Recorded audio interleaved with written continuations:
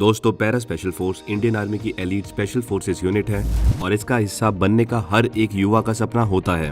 और अगर आप भी उनमें से एक हैं जो बलिदान बैच के साथ अपने देश की सेवा करना चाहते हैं, तो आज की वीडियो आपके लिए ही है, क्योंकि आज की वीडियो में हम देखेंगे कि कैसे एक नवयुवक पैरा स्पेशल फोर्स कमांडो बन सकता है। तो वीडियो को लास्ट तक जरूर देखें। पैराशूट रेजिमेंट्स में para and para special force battalions हैं जो पूरी तरह से इंडियन आर्मी की वॉलंटियर फोर्स है। यानी किसी भी सोल्जर्स या ऑफिसर्स को पैरा ज्वाइन करने के लिए फोर्स नहीं किया जाता है, बल्कि ये पैरा में आने का डिसीजन इंडिविजुअल पर्सनल का होता है। स्पेसिफाइड रोल होने के कारण इस रेजिमेंट को optimum level of operational efficiency और फिजिकल फिटनेस मेंटेन करनी होती है।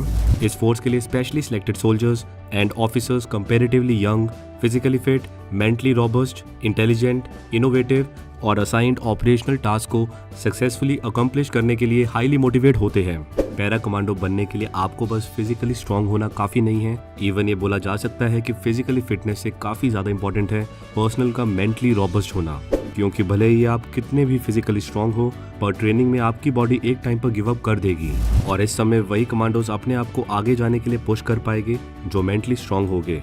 एक और इम्पोर्टेंट एस्पेक्ट होता है जिसके बेसिस पर यह डिसीजन लिया जाता है कि प्रॉबी को पैरा स्पेशल फोर्स का हिस्सा बनाना है कि नहीं, और वो है इंस्ट्रक्टर्स की इंस्टिंक्ट फीलिंग। अगर इंस्ट्रक्टर्स को लगता है कि particular probationer para special force के लिए फिट नहीं है, तो उसको सिलेक्ट नहीं किया जाता है। पैरा यूनिट में अप्लाई करने के मेनली दो तरीके हैं। पहले बात करते हैं ऑफिसर की, प्री कमिश्निंग। जेंटलमैन कैडेट्स को पैरा ऑप्ट करने की first opportunity Indian military academy और ऑफिसर्स ट्रेनिंग एकेडमी में प्री कमिश्निंग ट्रेनिंग के दौरान मिलती है। कैडेट्स के पास चॉइस ऑफ रेजिमेंट फिल करने का ऑप्शन होता है जिसमें वो अपनी प्रेफरेंस फिल करते हैं, पर क्योंकि पैरा की वैकेंसीज काफी लिमिटेड होती है, इसलिए आपका एकेडमी में हाई मेरिट में होना जरूरी हो जाता है। जिन जीसीस को पैरा अलॉट होती है उनको भी एक पेरेंट रेजिमेंट दी जाती है, ताकि अगर वो किसी कारण से प्रोबेशन क्लियर नहीं कर पाते हैं तो वो अपनी पेरेंट रेजिमेंट ज्वाइन कर सके। अगर आपने एकेडमी में ट्रेनिंग के टाइम पर अपनी फर्स्ट प्रेफरेंस पैरा फील की थी, पर फिर भी आपको पैरा रेजिमेंट अलॉट नहीं हुई, तो आप पैरा के लिए अप्लाई कर सकते हो इवन आफ्टर कमिश्निंग। पर पोस्ट कमिश्निंग पैरा ज्वाइन करने के लिए पर्सनल को सभी एलिजिबिलिटी क्राइटेरिया फुलफिल करने होंगे, जैसे on the day of volunteering personal की सर्विस 5 ईयर से कम होनी चाहिए with shape 1 medical category and graded excellent in BPET।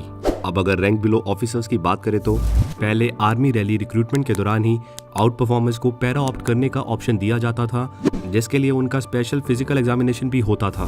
पर अब अग्निपथ स्कीम के आने के बाद से अग्निवीर्स को डिफरेंट पैरा यूनिट्स में एग्जैक्टली किस तरह से इंडक्ट किया जाएगा, इसको लेकर कोई ऑफिशियल अनाउंसमेंट नहीं है।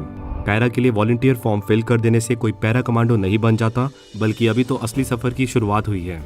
पैरा कमांडो बनने से पहले किसी भी सोल्जर्स या ऑफिसर्स को डिफरेंट फेजेस कंप्लीट करने होते हैं, और अगर किसी को डायरेक्टली एकेडमी से पैरा अलॉट हुई है या फिलहाल उसने अपनी पेरेंट रेजिमेंट से अप्लाई किया है फॉर पैरा एज वॉलंटियर, तो इसका मतलब है एटलीस्ट उसने पहले फेज को तो कंप्लीट कर लिया है, that is basic military training. Elite para का हिस्सा बनने से पहले ये जरूरी है कि आप भारतीय सेना का हिस्सा हो, जिसके लिए आपको ट्रेनिंग और ब्रांच के अकॉर्डिंग बेसिक मिलिट्री ट्रेनिंग को कंप्लीट करना होता है, और इस ट्रेनिंग को कंप्लीट करने के बाद ही आपको इंडियन आर्मी में कमीशन मिलता है। प्री सिलेक्शन की स्टेज में soldiers and officers administrative work को कंप्लीट करते हैं। सर्विंग सोल्जर्स एंड ऑफिसर्स जो वॉलंटियर करना चाहते हैं फॉर पैरा, उन सभी को अपनी एप्लीकेशन कमांडिंग ऑफिसर से साइन करवा के आगे फॉरवर्ड करनी होती है। सिलेक्शन, इस फेज में सिलेक्शन प्रोसेस और बेसिक स्पेशल फोर्सेस ट्रेनिंग का टाइम पीरियड आता है। इस फेज के टाइम ड्यूरेशन में पिछले कुछ सालों में काफी डिफरेंस आया है। जैसे इनिशियल पैरा एयरबॉर्न के लिए इस स्टेज का टाइम ड्यूरेशन था अराउंड 28 डेज, जिसे 1999 के बाद 45 डेज कर दिया गया, और फिलहाल ये स्टेज 90 डेज की है, जिसे 90 डेज प्रोबेशन पीरियड के नाम से जाना जाता है।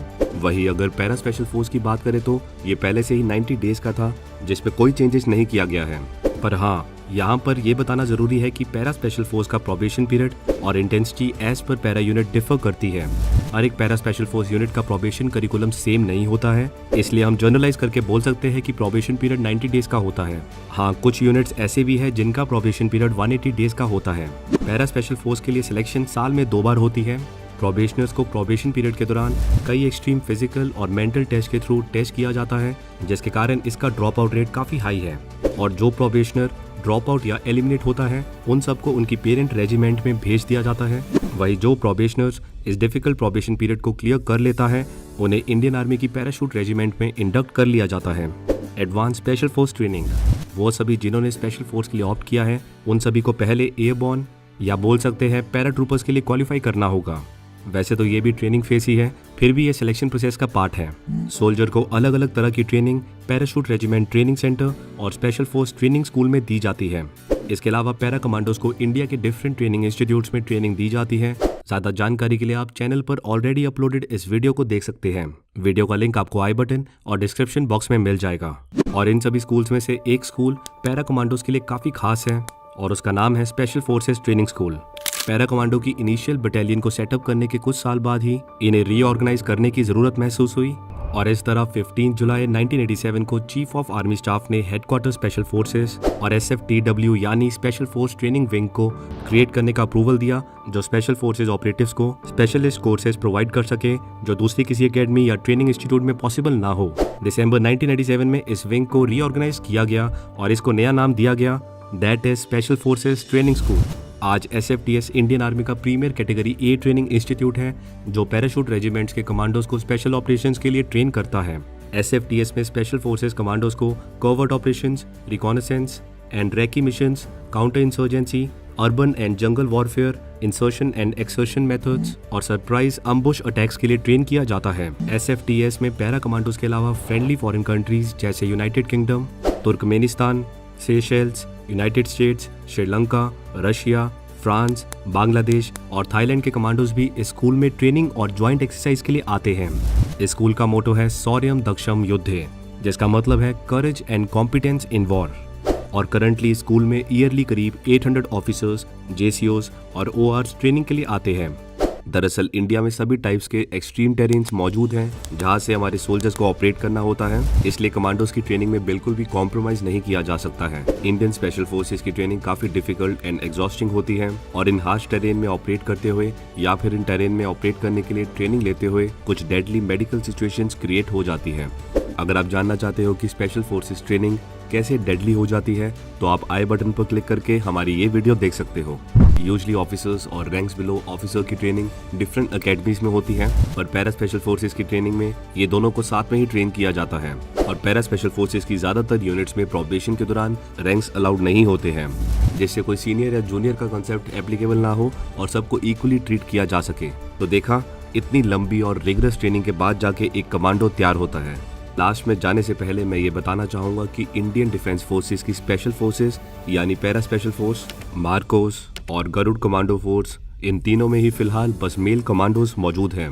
पास्ट में इंडियन गवर्नमेंट और इंडियन आर्मी ने कई टेस्ट केसेस ट्राई किए ताकि ये डिसीजन लिया जा सके कि हमें स्पेशल फोर्सेस में फीमेल्स को भी इंडक्ट करना स्टार्ट कर देना चाहिए कि नहीं, पर अभी तक ऑफिशियल्स द्वारा इसको लेकर किसी तरह की अनाउंसमेंट नहीं की गई है। बाकी वुमेन इन स्पेशल फोर्सेस पर आपकी क्या राय है, कमेंट में सबके साथ शेयर करें। तो ये था एक आम आदमी से पैरा कमांडो बनने का सफर। मैं उम्मीद करता हूँ कि आज की वीडियो आपके लिए इन्फॉर्मेटिव रही होगी। ऐसे ही डिटेल्ड डिफेंस रिलेटेड वीडियोस के लिए आप हमारे चैनल पर मौजूद डिफेंस एनालिसिस सीरीज देख सकते हैं। प्लेलिस्ट का लिंक आपको आई बटन और डिस्क्रिप्शन बॉक्स में मिल जाएगा। लाइक करें हमारी वीडियो को और हमेशा की तरह हमारी वीडियो को शेयर करते रहे। मिलते हैं अगली वीडियो में।